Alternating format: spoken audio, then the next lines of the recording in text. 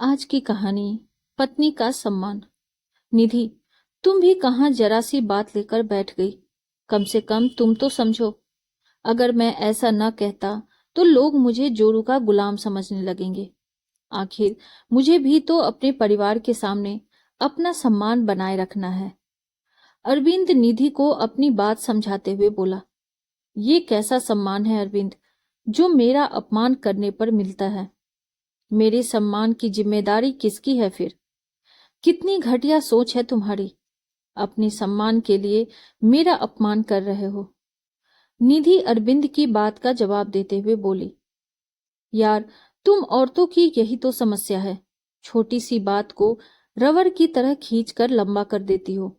ऐसा क्या कह दिया मैंने? सिर्फ इतना ही तो कहा था कि बिना मेरी इजाजत घर के बाहर कदम नहीं रखोगी। पति होने के नाते क्या मैं तुमसे इतना सा नहीं कह सकता?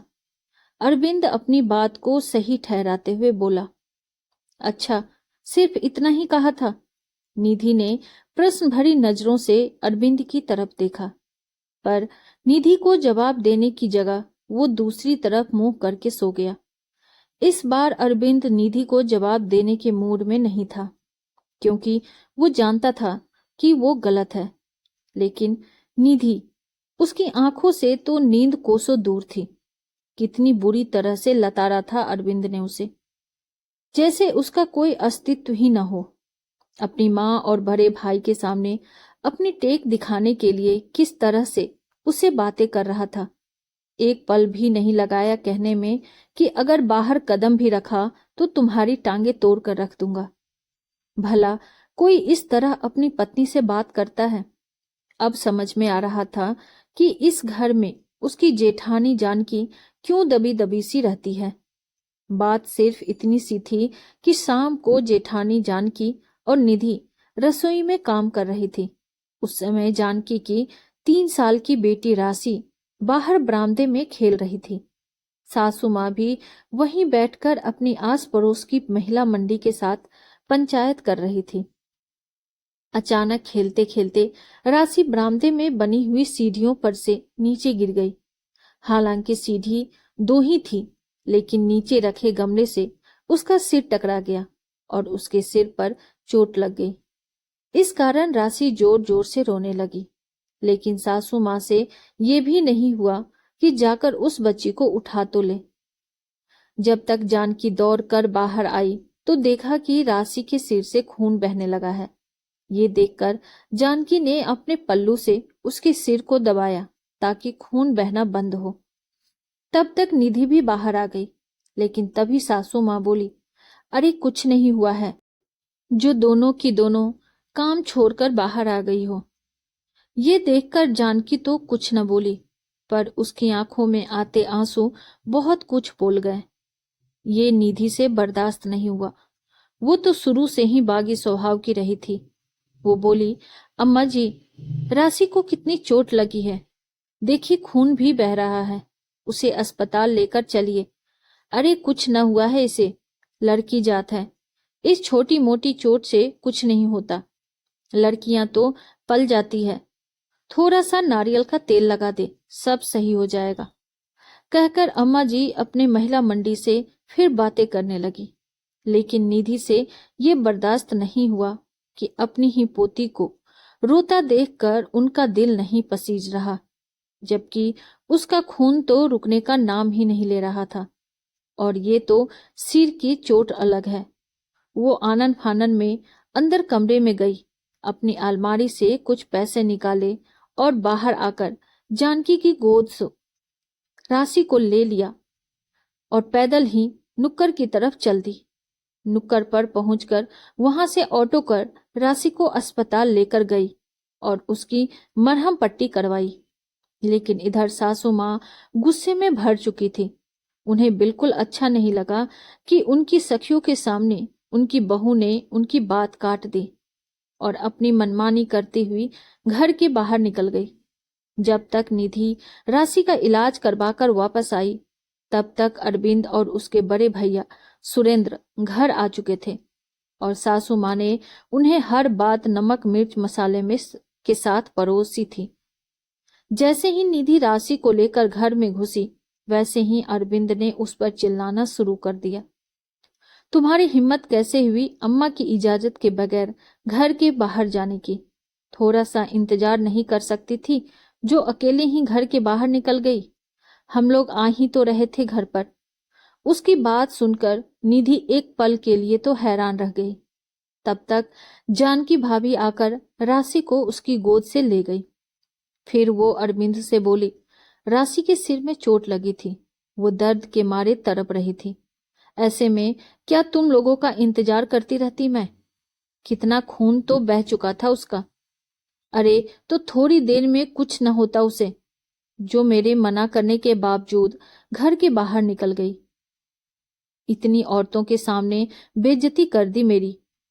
क्या सोच रही होगी वो लोग कि मेरी बहू तो मेरी सुनती ही नहीं है।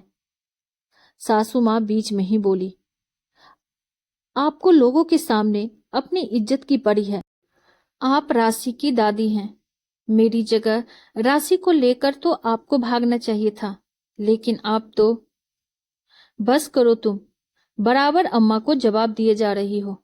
खबरदार मेरी इजाजत के बगैर घर के बाहर कदम रखा तो टांगे तोड़ के रख दूंगा तुम्हारी।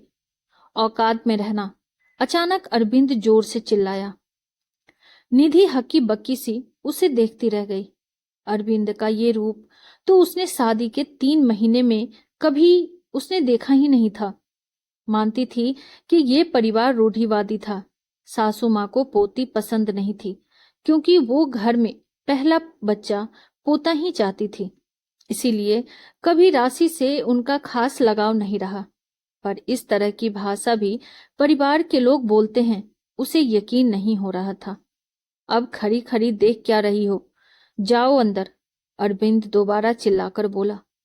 निधि को कुछ सूझा नहीं तो वो चुपचाप अंदर आ गई। सासू माँ ने इसे अपनी जीत समझी और तन कर सोफे पर जाकर बैठ गई। अब निधि ने इस बारे में अरविंद से कमरे में बात की तो अरविंद का जवाब सुनकर वो हैरान रह गई। मतलब उसका अपमान करके अरविंद को घर में बड़ा सम्मान मिल रहा था। खैर, सोचते सोचते काफी देर बाद निधि को नींद लग गई। अब रात भर ढंग से सोई नहीं हो तो सुबह कहाँ से जल्दी उठती। सुबह उठने में उसे देर हो गई। बस इसी बात को सासू माँ ने पकड़ लिया और जोर जोर से चिल्लाने लगी। उनकी आवाज सुनकर अरविंद हड़बड़ा कर उठा। निधि को पास में सोता देखकर उसे झकझोर कर उठा दिया। अरे जल्दी उठो, अभी तक सो रही हो। निधि हड़बड़ा कर उठी और फटाफट कमरे से बाहर निकली। उसे देखते ही सासू माँ बोली, देखा कैसे जानबूझकर आज महारानी उठी ही नहीं। घर में तो नौकर चाकर लगे हैं ना, जो आकर घर का काम कर जाएंगे। भला ये बहुओं के ससुराल में करने के लक्षण हैं। निधि को गुस्सा तो आ रहा था, पर जवाब न देकर वो रसोई में जाने लगी। सिर दर्द तो वैसे भी हो रहा था, सोचा पहले चाय बनाकर पी ले। तभी अरविंद भी बाहर निकलकर आ गया। उसे देखकर सासू माँ ने अपनी आवाज ऊंची करते हुए कहा, देख ले अरविंद, तेरी बीवी के लक्षण। यहाँ सास बोले जा रही थी, पर ऐसा नहीं कि उसे जवाब तो दे दे। मुंह उठाकर सीधे रसोई की तरफ चल दी। अरे मुझसे बात नहीं करना चाहती तो साफ साफ कह दे। सासू माँ की बात सुनकर अरविंद गुस्से में निधि से बोला, अम्मा तुमसे कुछ बोले जा रही है, तुम जवाब क्यों नहीं दे रही हो? अम्मा को जवाब दे दोगी तो घिस नहीं जाओगी। कल जब मैंने जवाब दिया था तब भी आप बोल रहे थे कि जवाब पर जवाब दिए जा रही है, और आज मैं चुप हूं तो भी समस्या है। आखिर मैं करूं तो क्या करूं? निधि ने कहा। उसकी बात सुनकर अरविंद गुस्से में चिल्लाकर बोला, बस करो तुम, ज्यादा जुबान चला रही हो। अगर अब एक शब्द बोला तो तुम्हारा मुंह तोड़। चुप करो तुम, पत्नी हूं तुम्हारी, कोई गुलाम नहीं हूं जो इतनी बदतमीजी से मुझसे बात कर रहे हो। निधि के इस जवाब से अरविंद हक्का बक्का रह गया। वही सासू माँ बोली, हे भगवान, अपने पति तक से जुबान लड़ा रही है। तेरी यही हैसियत है तेरी बीवी के सामने, जो सबके सामने तुझे जवाब दे रही है। सासू माँ अरविंद को सुनाते हुए बोली। तब अरविंद निधि से बोला, तुम पत्नी हो मेरी, मेरे सम्मान की जिम्मेदारी तुम्हारी है। तुम इस तरह से सबके सामने मेरा अपमान कैसे कर सकती हो? अच्छा, तुम सबके सामने मुझे बेइज्जत करते रहो, अपने सम्मान के लिए मेरा अपमान करते रहो और मुझसे उम्मीद करते हो कि मैं सबके सामने गूंगी गुड़िया बनकर तुम्हारी इज्जत बनाए रखूं।